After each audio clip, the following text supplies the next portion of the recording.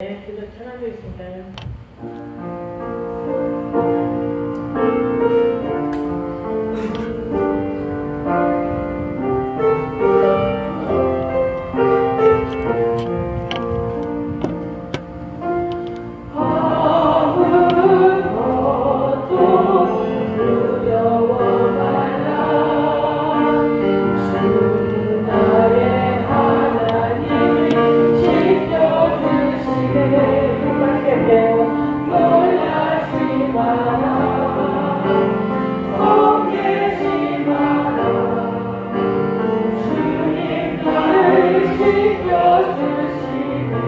아무것도 두려워 말라.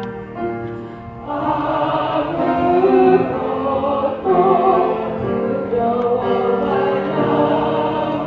주 나의 하나님 지켜주시네. 놀라지 마라. 겁내지 마라. 주님 나를 지켜주시네. 내 맘에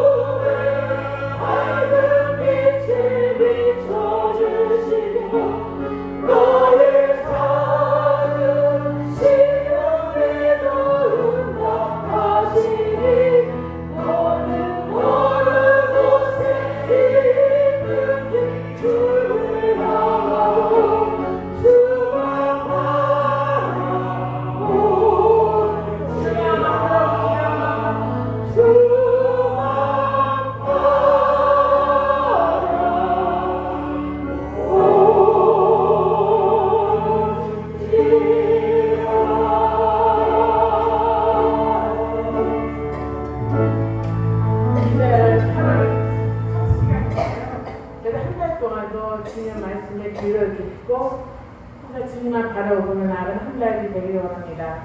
아니 세월시 못할 동안 오늘도 귀한 말씀으로 만연해 가시기 바랍니다.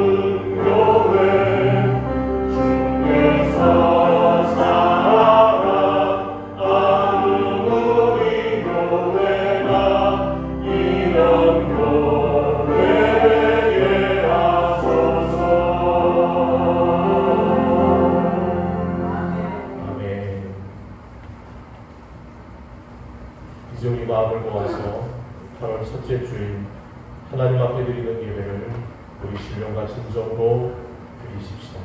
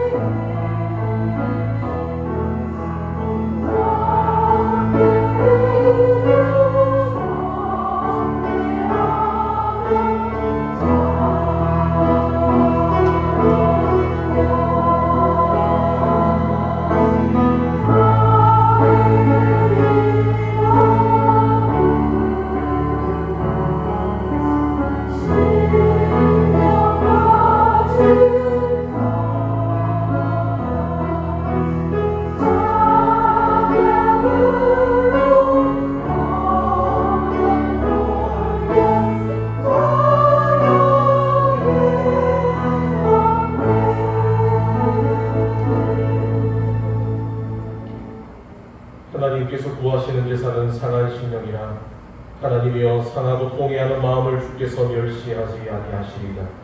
주의 은택으로 시온의 선을 행하시고 예루살렘 성을 쌓으소서.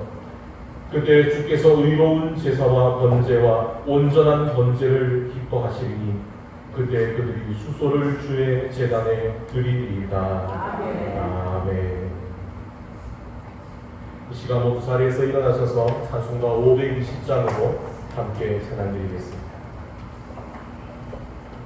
Oh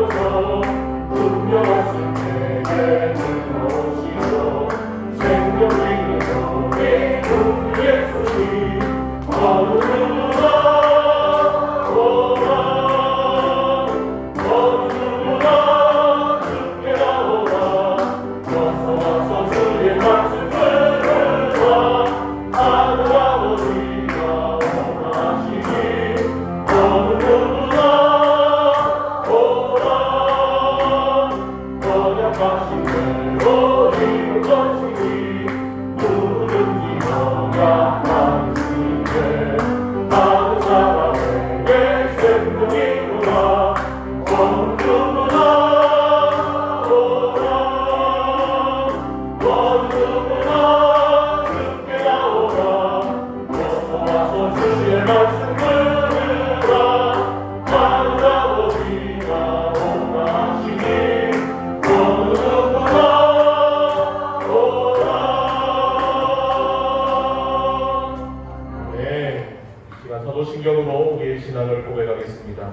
나는 전능하신 아버지 하나님 성제의 창조주를 믿습니다. 나는 그의 유일하신 아들 우리 주 예수 그리스도를 믿습니다. 그는 성령으로 잉태되어 동정녀 마리아에게서 나시고 본디오 빌라도에게 고난을 받아 십자가에 못 박혀 죽으시고 장사된 지 3일 만에 죽은 자 가운데서 다시 살아나셨으며 하늘에 오르시어 전능하신 아버지 하나님 우편에 앉아 계시다가 거기로부터 살아있는 자와 죽은 자를 심판하러 오십니다. 나는 성령을 믿으며 거룩한 공교회와 성도의 교제와 죄를 용서받는 것과 몸의 부활과 영생을 믿습니다. 아멘. 이 시간은 참회의 기도의 시간입니다. 지난 한 주간을 살아오며 내 입술로, 내 행위로, 그리고 내 생각으로 혹은 나도 모르는 사이에 습관적으로 저질렀던 우리의 부끄러운 죄들을 주님 앞에 하나하나 고백하며 우리 회개의 자리로 나아가시겠습니다. 아버지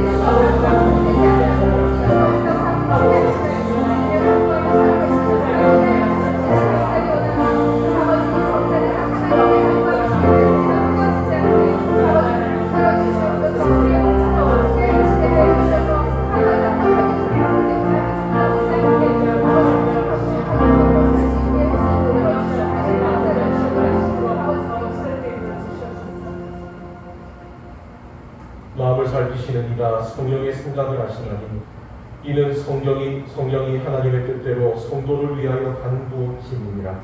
우리가 알거니와 하나님을 사랑하는 자, 곧 그의 뜻대로 부르심을 입은 자들에게는 모든 것이 합력하여 선을 이루느니라. 아멘. 모두 자리에 앉아 주십시오. 오늘 우리가 예배 가운데 함께 교독할 성시는 교독문 27번입니다.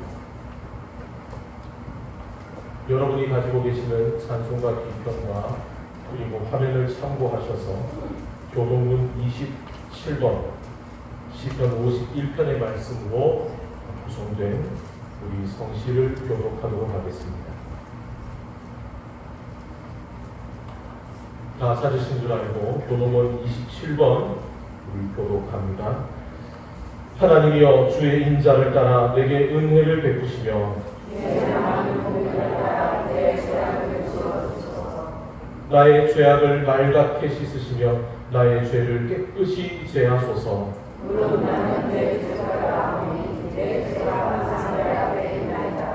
내가 주께만 범죄하여 주의 목전에 악을 행하였사오니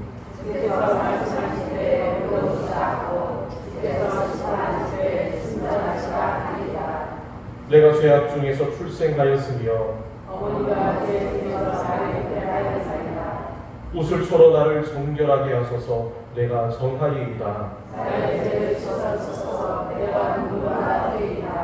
하나님이여 내 속에 정한 마음을 창조하시고 이 시간 예배를 위해서 정령의 장로님 기도 인도해 주시겠습니다.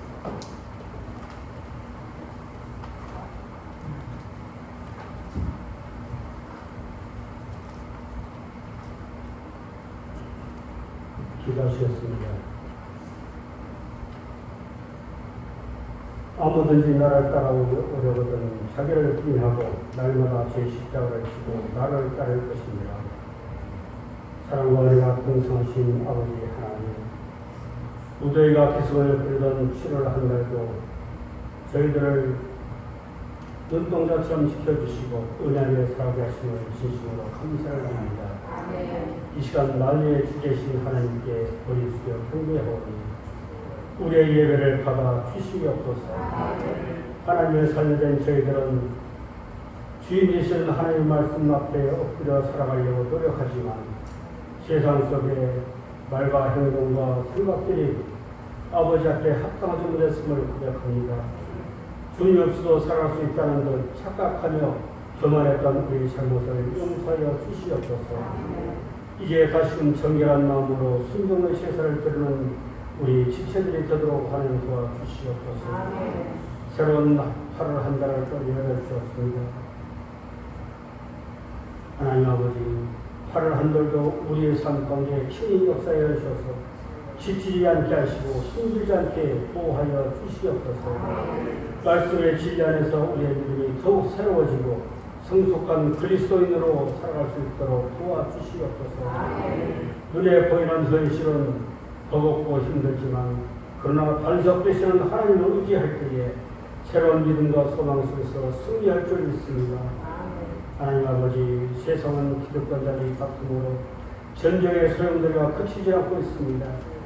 수많은 사건과 재난들이 백성들을 힘들게 합니다.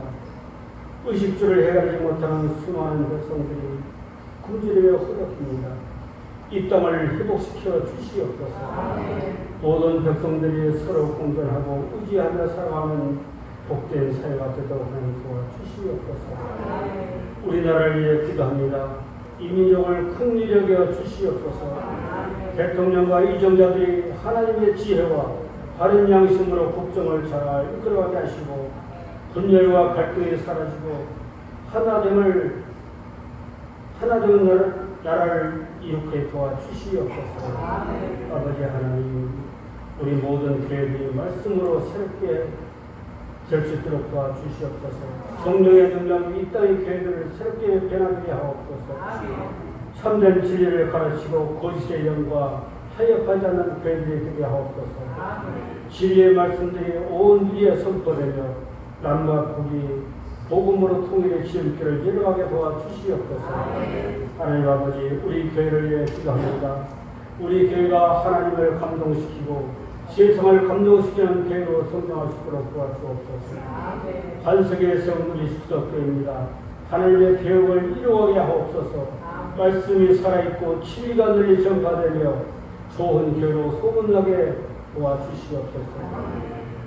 지난주에는 우리 대전 헬몬 수양관에서 우리 교회 청소년들이 은혜스러운 수련회를 다녀왔습니다. 우리 교회 꿈나무들입니다. 이들의 지경이 넓혀지게 하시고 하나님의 도구로 사용될 수 있도록 은혜 베풀어 주시옵소서. 우리 교회 지체들 중에 원천형 질병으로 고통을 당하는 환자들이 있습니다. 우리 모두 건강을 회복시켜 주셔서 하나님 나라의 우리 앞장서는 우리 모든 성도들이 다 되게 도와주시옵소서. 삶의 현장에서 물질 때문에 힘들어하는 성도들이 있습니다. 어렵지 않게 힘들지 않게 붙들어 주시옵시고 나누어주고 구워주는 우리의 삶이 되기를 간절히 바라고 합니다. 오늘도 예배를 돕는 성도들이 있습니다. 이름 없이 봉사합니다. 귀한 성질들을 기억하옵소서. 베테라 찬양대가 찬양을 올려드립니다. 들으는 찬양이 하늘문을 열리는 열쇠가 되게 도와주셔서 하나님을 감동시키는 우리의 찬양으로 받아주시옵소서. 이 시간 말씀을 전하시는 목사님 성령의 두루마를 입혀주시고 피곤치 않게 하시고 굶지 않도록 도와주시옵소서. 전하시는 귀한 성령의 말씀이 한 주간 우리가 살아가는 세상에서 새 힘으로도 말씀과 기도로 믿음 생활을 잘 할 수 있도록 은혜 내려 주실 줄 믿사오며 우리의 죄를 대신하여 십자가를 지신 우리 주 예수 그리스도 이름으로 감사하며 기도드립니다. 아멘.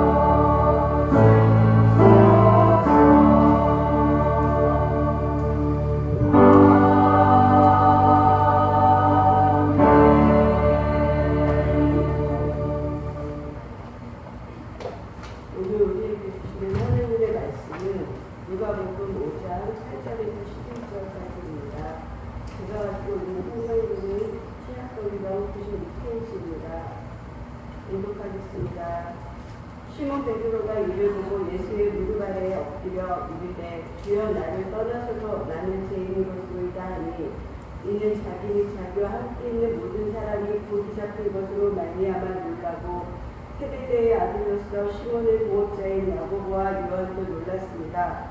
예수께서 시몬에게 이르시되 무서워하지 말라. 이제 후로는 내가 사람을 취하리라 하시니 그들이 배들을 육지에 대고 모든 것을 버려두고 예수를 따릅니다. 아멘.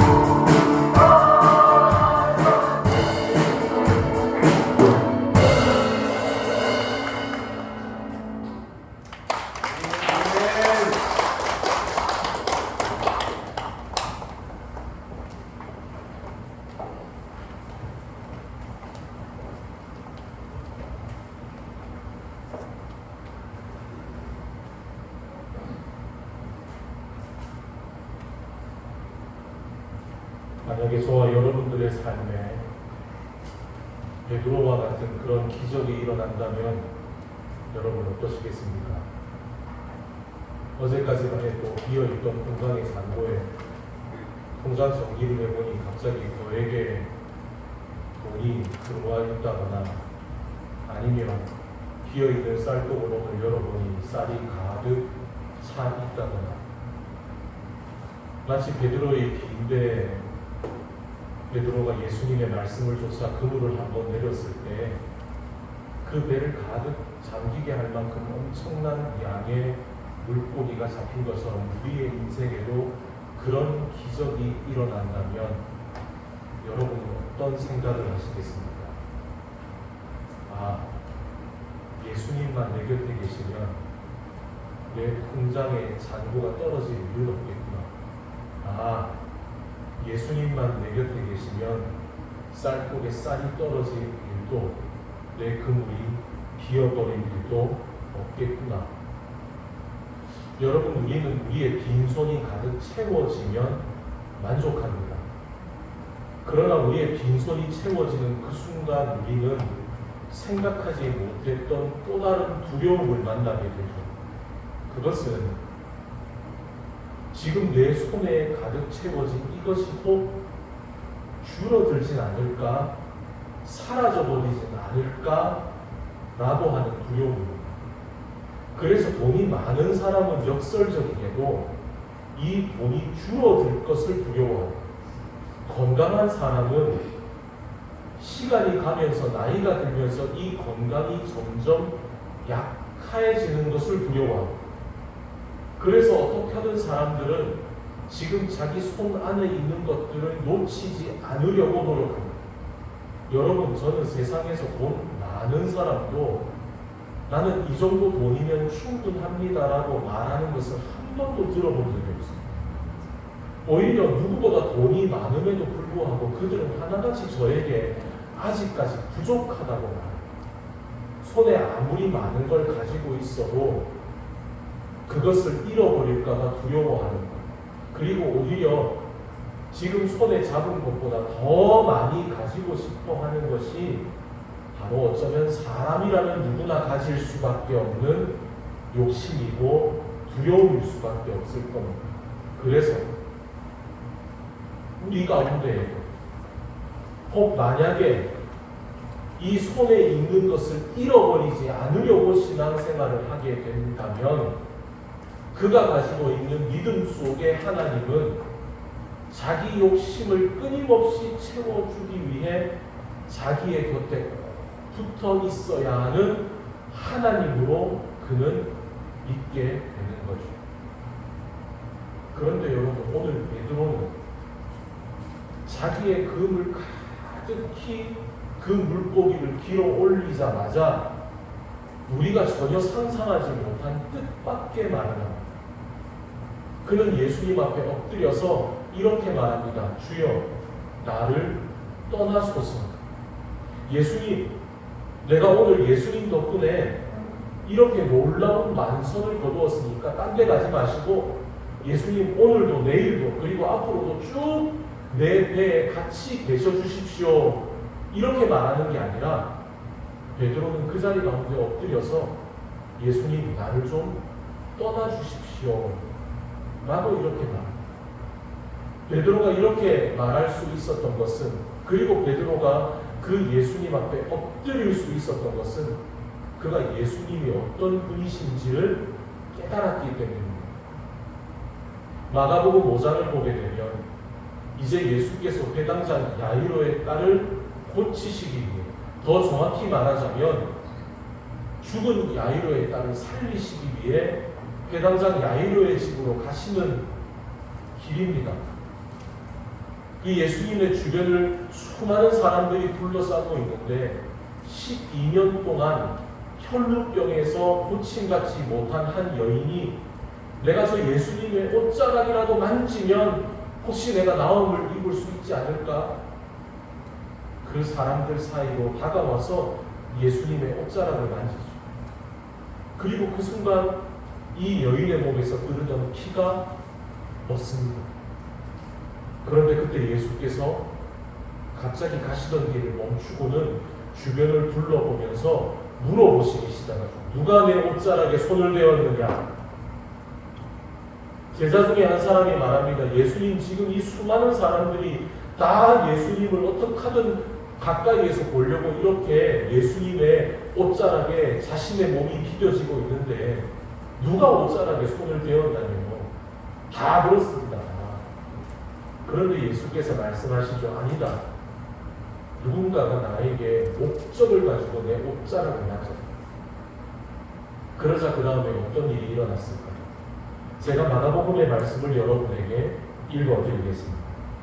여자가 자기에게 이루어진 일을 알고 두려워하여 떨려와서 그 앞에 엎드려 모든 사실을 여쭈니, 이 여인이 예수님 앞에 엎드릴 수밖에 없었던 것은 자기가 예수님의 옷자락을 만지는 그 순간 자기 몸에 흐르던 그 피가 멎고, 그리고 이 기적이 자기에게 이루어진 것을 경험했을 때, 아, 정말 내가 옷자락을 만진 저분은 나사렛의 목수 출신 예수가 아니라 나의 병을 고치시는 하나님의 능력으로 이 땅 가운데 보내어주신 메시아시구나. 그것을 알게 된 순간 이 여인은 예수님 앞에 바짝 엎드릴 수밖에 없었던 거죠. 여러분, 오늘 베드로가 예수님 앞에 엎드릴 수 있었던 것도 그가 예수님이 어떤 분이신지를 깨달았기 때문입니다. 오늘 저와 여러분이 읽은 이 누가복음 5장의 본문 말씀 가운데 우리 앞에 기록되어 있는 5절의 말씀을 우리 성경을 찾아서 함께 한번 읽어보십시다. 누가복음 5장 5절의 말씀입니다. 시작. 시몬이 대답하여 이르되 밤이 새도록 수고하였으되 잡은 것이 없으나는 말씀에 의지하여 내가 그물을 내리리라 하고. 아멘. 이제 예수님이 베드로에게 그물을 내리라고 말씀하셨을 때 베드로가 예수님을 처음 부른 호칭이 뭡니까? 선생님. 그는 이렇게 말하죠. 여기서 말하는 선생님이란 말 그대로 말씀을 가르쳐 주시는 선생님, 말씀의 능력과 권위를 가지고 있는 선생님을 말하는 것. 즉 베드로는 이때만 하더라도 예수님을 다른 사람은 가지지 못한 말씀에 대한 깊은 지식을 가지고 말씀을 가르쳐 주시는 분으로 여겼습니다. 그러니 누구보다도 하나님의 말씀을 잘 알고 가르쳐 주시는 저분이시니까 저분이 하시는 말 또한 내 생각을 내려놓고 내가 따라갈 가치가 있어. 그렇게 베드로가 그 선생님의 말씀을 따라서 그물을 내렸는데 어떤 일이 일어났습니까? 그물 가득 고기가 잡혔습니다.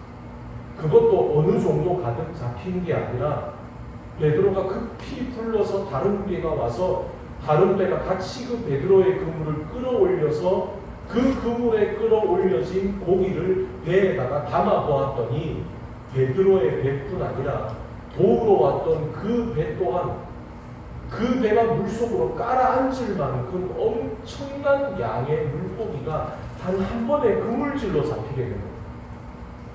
이것은 평생을 그물로 고기 잡고 살았던 베드로도 겪어보지 못했던 어마어마한 일. 이 놀라운 일을 보고 나서 베드로가 깨닫습니다. 아, 이건 인간의 일이 아니거든.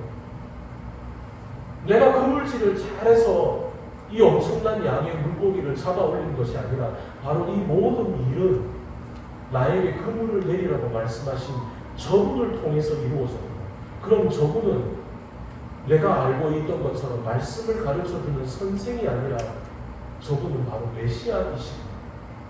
이걸 깨달은 베드로는 우리가 오늘 읽은 본문의 말씀에서 선생님이라고 불렀던 그 호칭이 바뀌게 됩니다. 우리 다시 한번 8절의 말씀을 읽어보겠습니다. 시작. 시몬 베드로가 이를 부르고 예수 무릎 아래 엎드려 이르되 아멘. 그가 엎드리면서 예수님을 누구라 부릅니까? 주여. 그런데 오늘 이 베드로의 혈루병 걸린 여인이 엎드림을 표시하는 헬라어 단어가 둘 다 똑같은 단어입니다. 예수님의 옷자락을 만지고 예수님이 주님이시라는 것을 깨달은 여인은 엎드렸습니다. 그물 가득 물고기를 건져 올린 베드로는 지금 자기 옆에 계신 분이 선생이 아니라 주님이시라는 것을 깨달았습니다. 그래서 엎드렸습니다.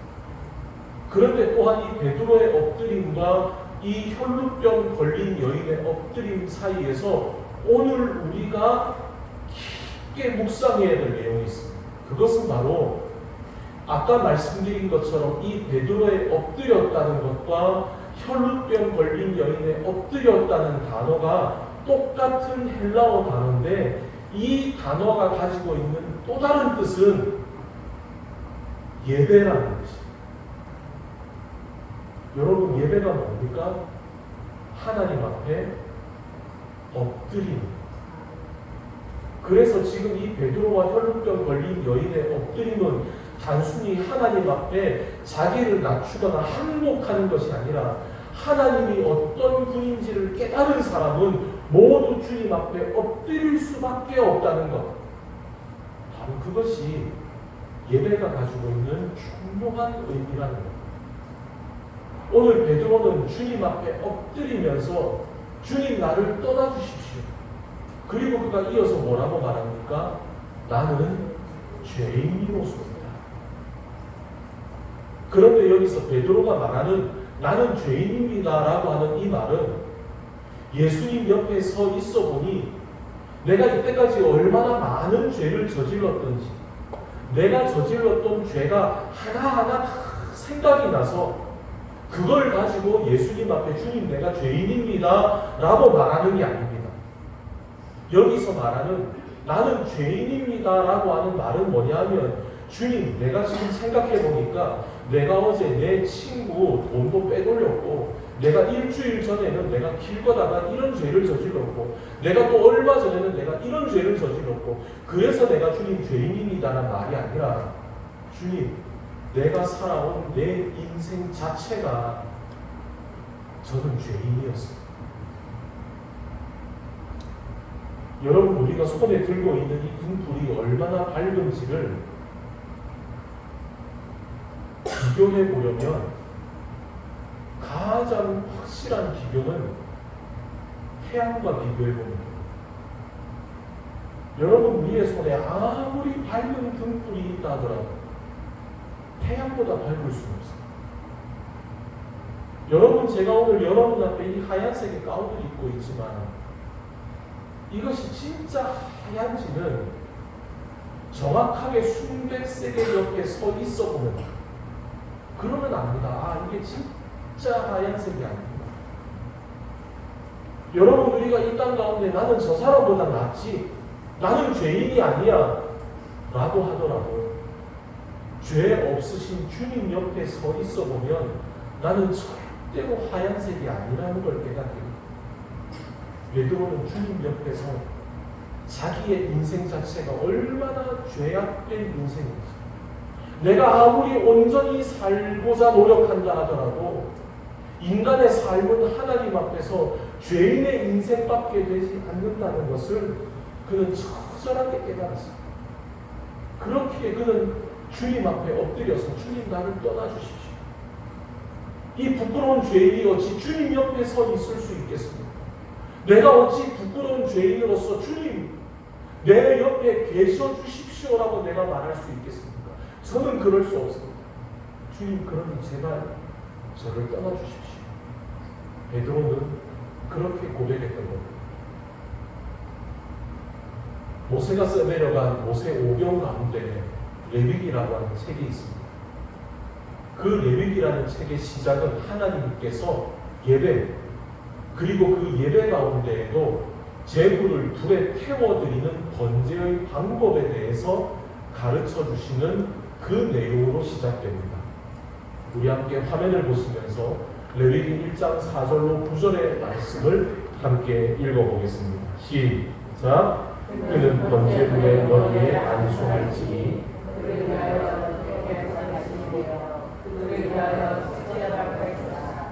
그는 여호와 앞에서 그 수송아지를 잡을 것이요 아론의 자손 제사장들은 그 피를 가져다가 회막문 앞 제단 사방에 뿌릴 것이며 그는 또 그 번제물의 가죽을 벗기고 각을 뜰 것이요 제사장 아론의 자손들은 제단 위에 불을 붙이고 불 위에 나무를 버려놓고 아론의 자손 제사장들은 그 각과 머리와 기름을 제단 위에 불 위에 있는 나무에 버려 놓을 것이며 그는 그 내장과 전가기를 물로 씻을 것이요 제사장은 그 전부를 제단 위에서 불사와 번제를 드릴지니 이는 가제라 여호와께 향기로운 냄새이라.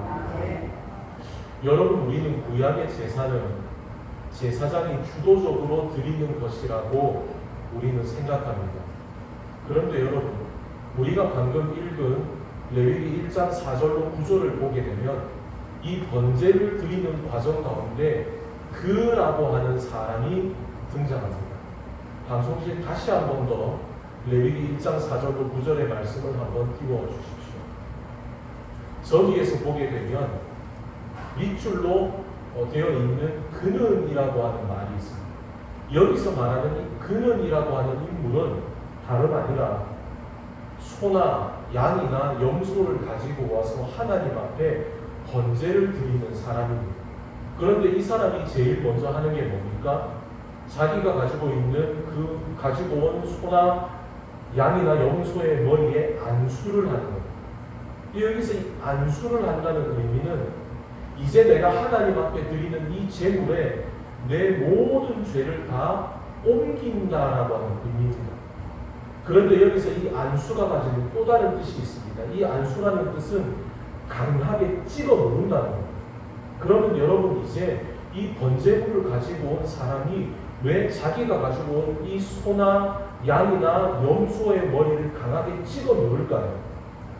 그것은 그가 하는 역할이 그 번제물의 머리에 손을 얹는 것으로 끝나지 않기 때문에 그 다음에 그가 하는 역할이 뭡니까?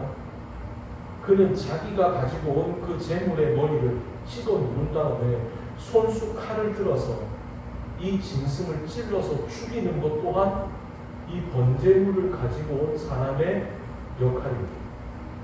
그러면 제사장은 뭘 할까요?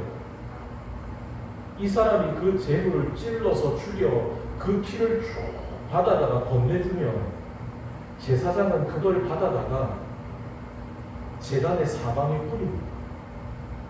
그럼 이제 그 다음에 그 죽은 짐승을 가죽을 벗기는 일은 누가 할까요? 번제물을 가지고 온 사람이야. 가죽을 다 벗긴 다음에 그 짐승의 배를 갈라서 그 짐승의 내장을 전부 다 끄집어내는 건 누가 할까요? 제물을 가지고 온 사람이에요. 그러면 내장을 다 끄집어낸 다음에 이 짐승을 다 토막토막을 내고 그리고 이 제물의 살과 지방을 다 분리하는 것도 누가 할까요? 제물을 가지고 온 사람이에요. 그러면 마지막으로 이 내장에 있는 모든 찌꺼기들과 그리고 그 짐승의 겉에 붙어있는 흙과 모든 불순물들을 다 손으로 일일이 다 물로 씻어서 닦아내고 끄집어내고 비벼서 정결하게 하는 것은 누가 할까요? 이것도 제물을 가지고 온 사람이에요. 그러면 제사장은 뭘 할까요? 그가 건네어준 피를 받아다가 번제단의 사방에 뿌리고 그리고 거룩한 불을 가져다가 그 위에 나무를 버려놓아 불을 피워놓으면 이제 이 짐승을 잡아가지고 온 이 고기를 받아다가 그 고기를, 그 내장을 그 나무 위에 올려다가 태우는 역할만 하는 게 제사장입니다. 한마디로 짐승의 머리에 손을 얹고 나서 짐승을 죽이고 피를 빼고 내장을 다 씻고 똥과 흙과 모든 불순물들을 다 일일이 씻겨내고 그리고 제단 위에 올릴 수 있도록 투방을 내는 모든 과정은 제사장이 아닌 번제물을 가지고 온 사람이 합니다. 그러면 왜 하나님께서 이 번제라고 하는 예배에 가르치실 때에 이 모든 역할을 제사장이 아닌 그 번제물을 가지고 온 사람에게 하게 하셨을까? 여러분, 이스라엘의 예배 중에는 속죄제라고 하는 게 있습니다. 이건 말 그대로 내가 하나님 앞에 죄를 지었기 때문에 하나님 앞에 용서를 구하고 그 용서받은 감격을 누리기 위해 드리는 제사가 속죄제입니다. 그런데 그 속죄제 말고도 하나님 앞에 이른바 이 제물을 태워드리는 번제는 모두 다 자기의 손을 이 제물의 머리 위에 안수를 하는 과정입니다.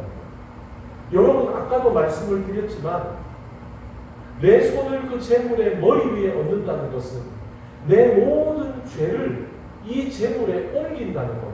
즉 다시 말해서 지금 내가 하나님 앞에 이 번제를 드리지만 이 번제를 드리는 나 자신의 정체성은 의인이 아니라 어떤 사람이라는 얘기입니까? 나는 죄인입니다. 그러니 여러분, 죄인이 하나님 앞에 나와서 번제를 드립니다. 이제 자기의 죄를 다 내 앞에 있는 이 소에다가, 이 양에다가, 염소에다가 내 죄를 다 밀어놓고는 내가 이 짐승의 머리를 짓누르고 살아있는 이 짐승의 눈을 마주보며 내가 칼을 들어 이 짐승의 목에 칼을 찔러봤습니다.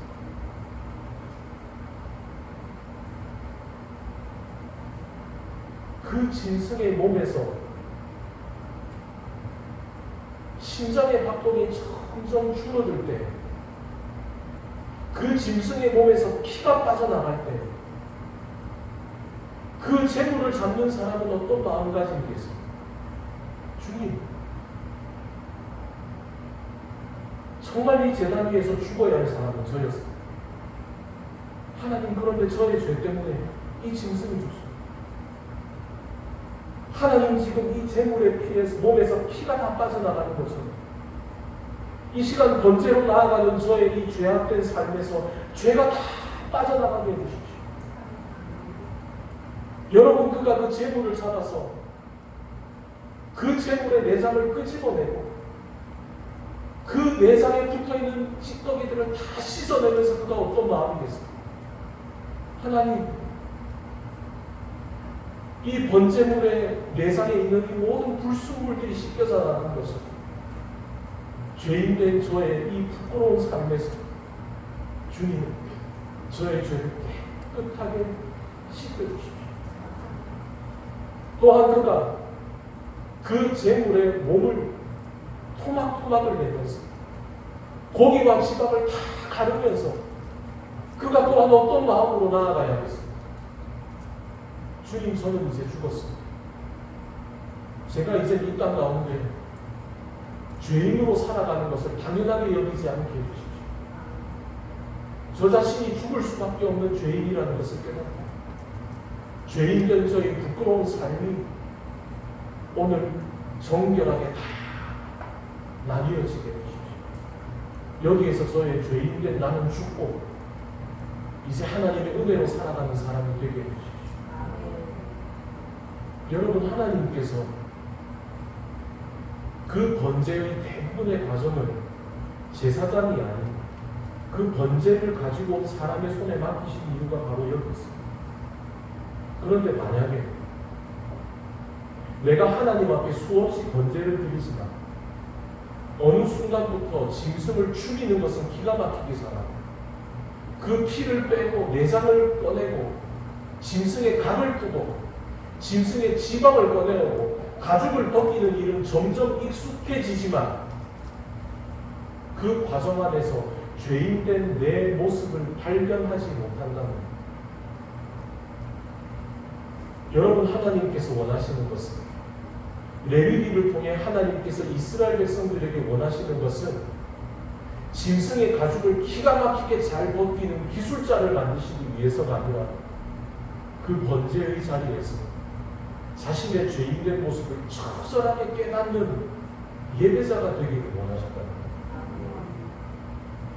여러분, 여기에서 우리는 오늘날의 예배를 다시 한번 바라볼 필요가 있습니다. 예배의 거의 대부분의 시간은 여러분이 지금 보시는 것처럼 저와 같은 예배의 진례자가 인도합니다. 그래서 우리는 자칫 예배를 목회자가 인도하고 진례하는 것이라고 생각합니다. 그러나 여러분, 우리가 방금 본 그 레위기 1장의 번제를 바라보십시오. 제사장의 역할은 자신의 죄인된 삶을 가지고 와 하나님 앞에 처절하게 피 흘리며 회개의 자리로 나오는 그들의 그 예배를 하나님 앞에 올려드리는 역할, 그것이 제사장의 역할일 뿐 그 나머지는 모두가 다 여러분의 역할입니다. 여러분, 제가 예배를 진례한다고 생각하지 마십시오. 오히려 지금 이 예배의 자리 가운데 그 예배의 진례자로 지금 서야 하는 것은 바로 저와 여러분 한 사람 한 사람. 그렇다면 여러분에게 묻습니다. 여러분, 오늘 이 예배 가운데 우리에게 베드로와 같은 고백이 있습니다. 주여, 나를 떠나소서. 나는 내가 살아온 내 인생 전체가 죄로 묻은 인생이었습니다. 여러분, 죄의 회개는 누군가가 강요한다고 해서 회개가 될 수는 없습니다. 그러나 여러분, 오늘 베드로가 예수님 제발 저를 떠나주십시오 라고 했을 때 예수님이 떠나셨습니까? 아니요, 그렇지 않습니다. 오히려 나를 떠나달라고 간구하는 그 베드로에게 예수님은 네가 나를 따라오라고 말씀하셨습니다. 이것은 오늘날 우리에게도 똑같이 적용됩니다. 여러분, 내 인생에 하나님 제발 내 인생에서 동행해 주십시오. 아니요. 어쩌면 오늘 이 베드로의 고백은 우리에게 이 고백의 방향이 바뀌어야 된다는 것을 얘기합니다. 주님, 나를 따라와 달라고 말할 것이 아니라 주님, 저는 죄인입니다. 저를 떠나주십시오. 오히려 우리가 우리의 죄인됨을 고백할 때 우리가 거기서 만날 수 있는 것은 뭡니까?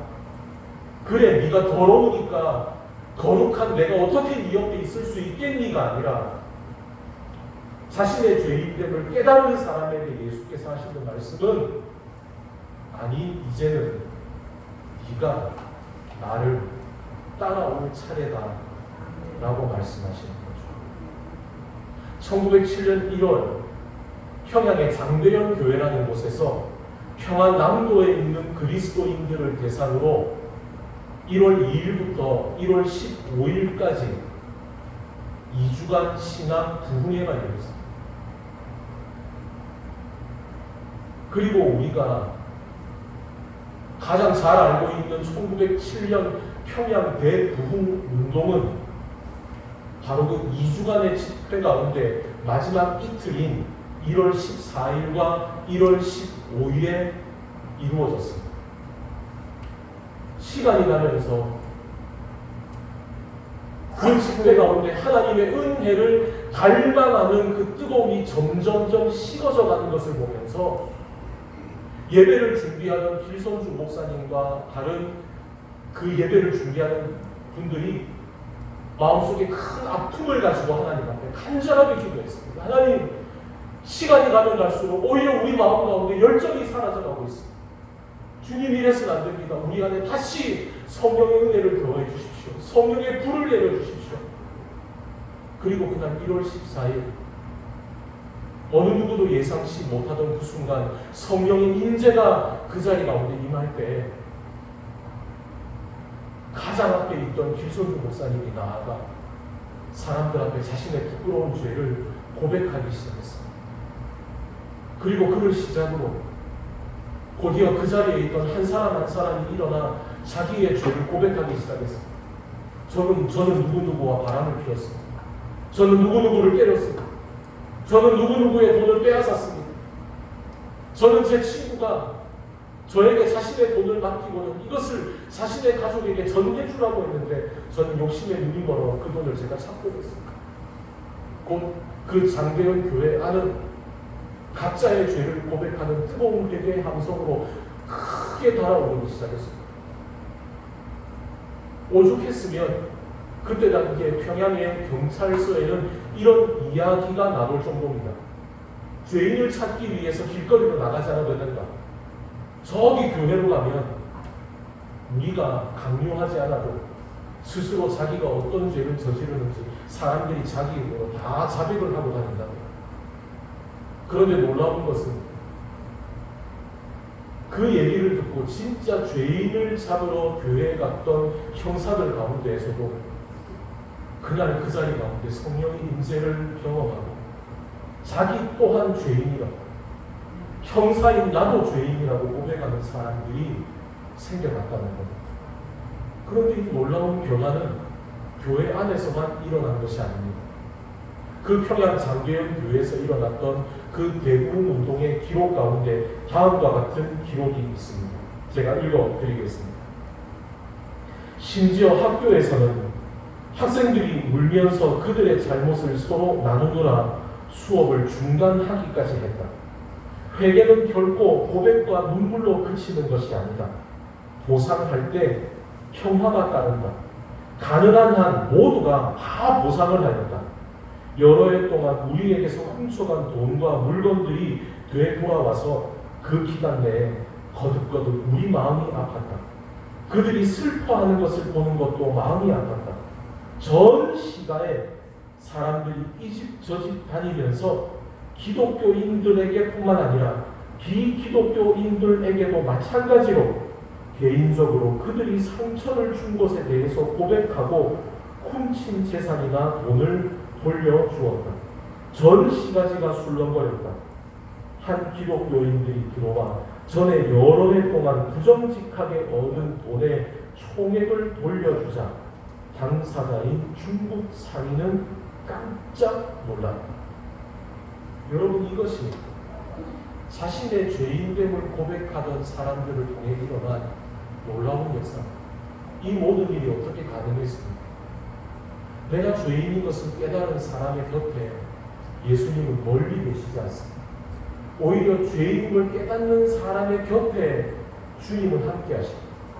그래서 예수께서 바리새인들에게 뭐라고 말씀하셨습니까?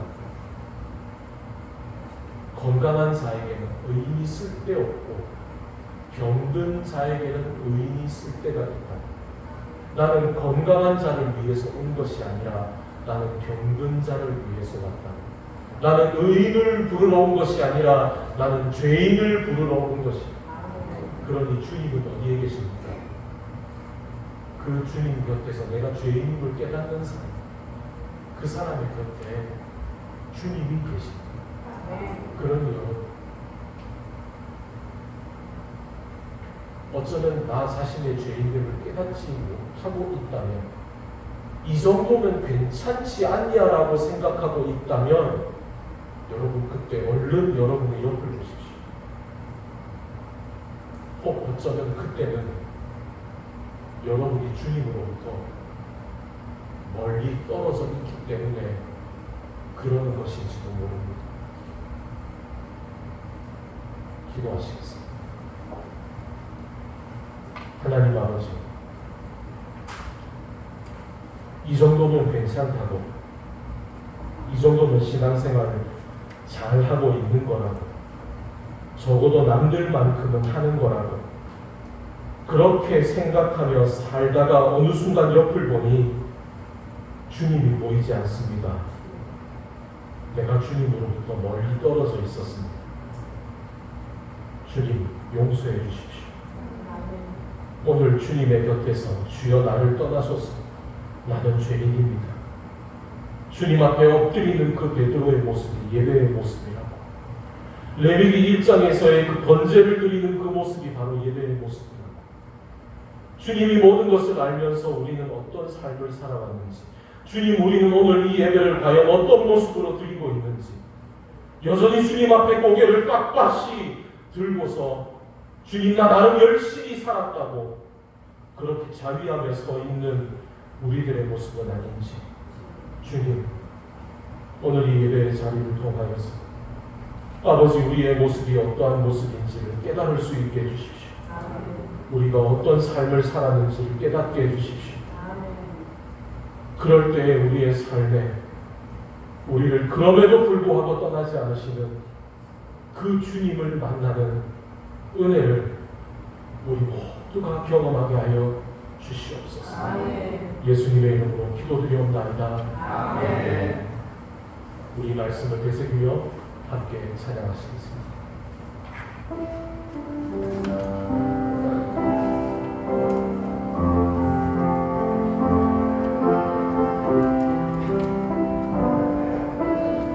세상에서 방황할 때 세상에서 방황할 때나 주님을 영원하네 내가 고집하며 온갖 죄를 저지르네 예수여 예수여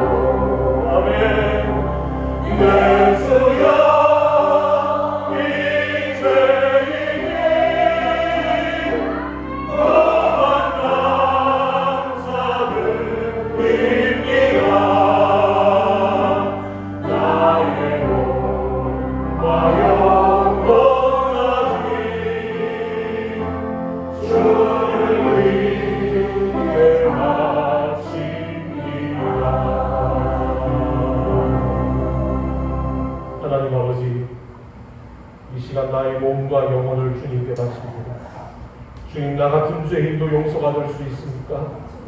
나 같은 죄인도 주님 곁에 두시렵니까? 나를 따라오너라.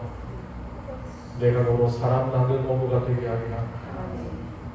이 부끄러운 죄인을 떠나지 않으시는 주님, 이제 당신이 부르시는 그 삶의 은혜로 주님과 동행하게 하옵소서.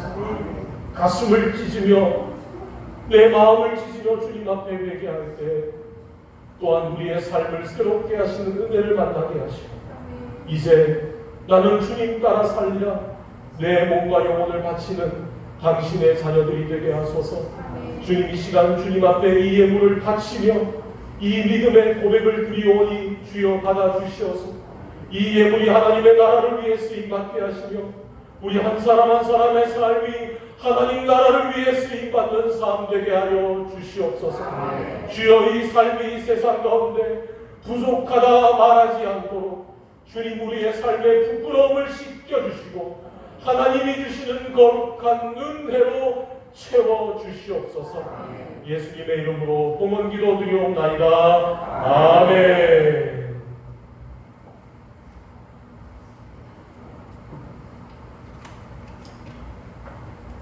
할렐루야.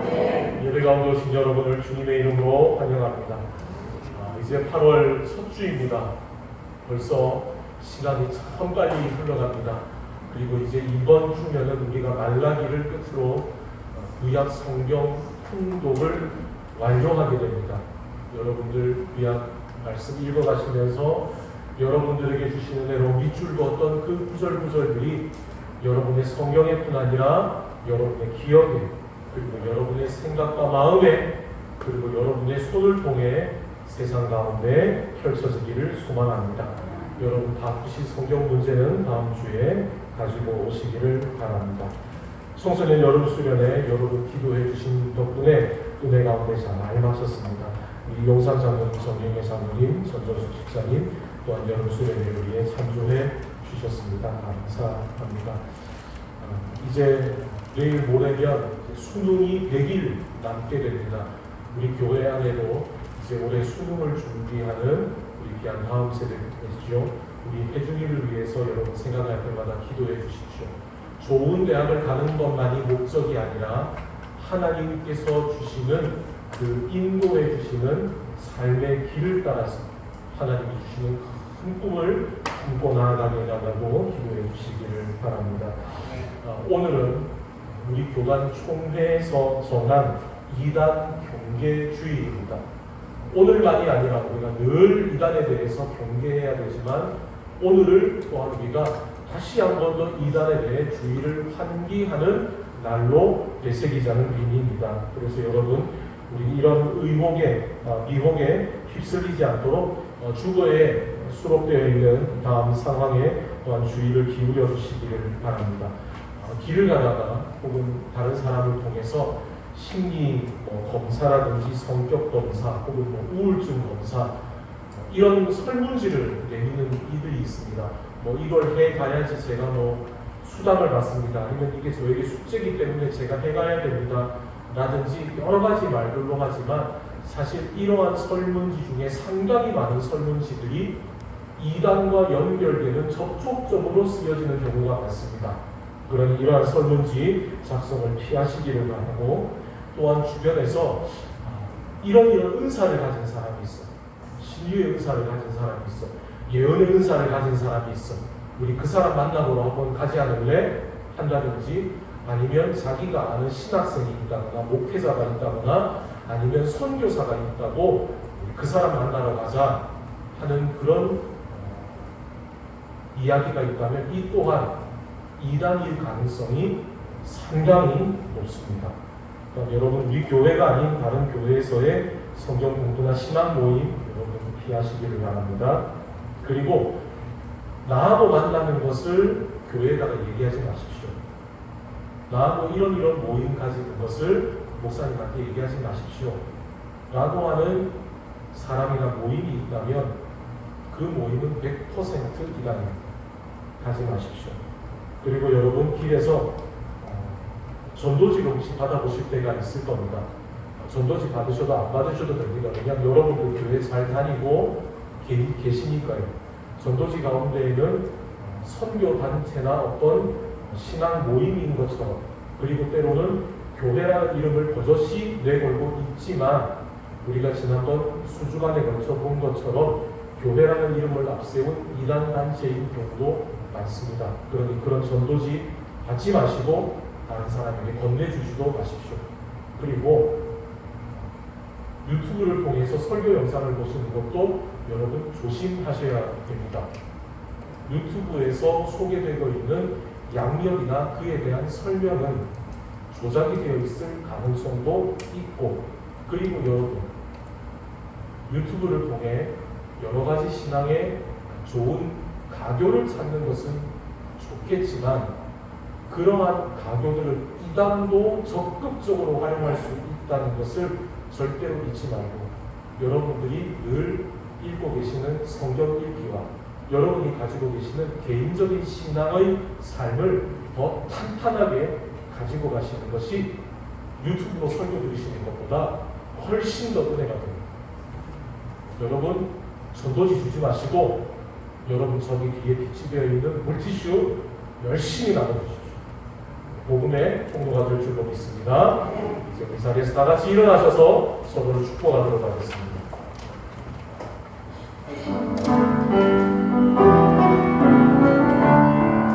당신은 하나님의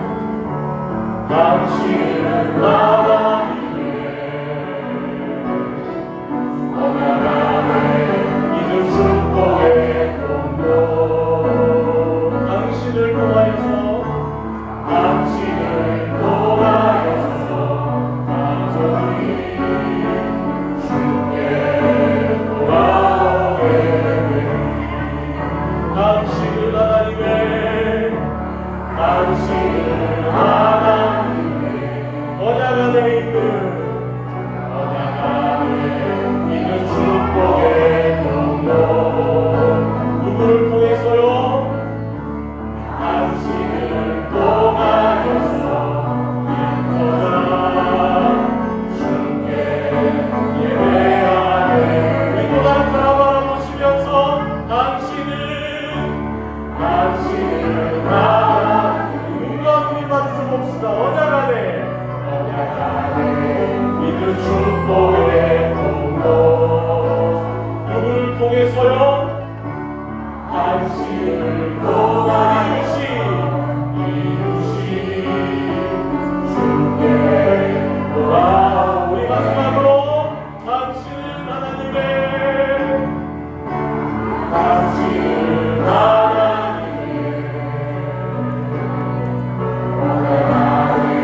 믿는 축복의 통로. 당신을 통하여서 영광이 주께 예배하네. 할렐루야. 사랑하는 여러분, 여러분을 세상 가운데로 파송합니다. 여러분, 세상에는 두 가지 종류의 죄인이 있습니다. 드러난 죄인과 드러나지 않은 죄인. 우리는 부자죠. 세상의 법을 어기지 않았다고 해서 우리가 의롭다는 뜻은 아닙니다. 하나님 앞에 서면 우리는 늘 죄인일 뿐이죠. 그러나 죄인인 우리를 하나님께서는 기가 막힌 하나님의 사람으로 만들어 가십니다. 시몬을 베드로로 만들어 가신 것처럼. 그러니 한 주간 비록 죄인이나 주님 곁에 꼭 붙어 있기를 소망하는 죄인으로 살아갈 때 여러분의 삶은 사람을 먼저 올리는 업으로 21세기의 베드로로 여러분들을 만들어 가실 것입니다. 그 주님을 의지하며 세상 가운데로 나아가십시오. 이제는 우리 주 예수 그리스도의 은혜와 하나님 아버지의 사랑하심과 성령의 인도하심이 주여 나를 떠나소서 나는 죄인입니다. 비록 부끄러운 모습으로 주님 앞에 엎드려 예배하지만 그런 우리를 붙잡아 주시는 하나님의 손을 꼭 잡고 세상 가운데 사람을 먼저 올리는 믿음의 업으로 살아가기를 소망하는 사랑하는 모든 예배자들의 머리 위에와 우리를 통해 놀라운 구원의 역사가 이루어지게 된 우리의 삶의 자리들 위에 이제로부터 함께 하시기를 간절히 축원하옵나이다. 아멘.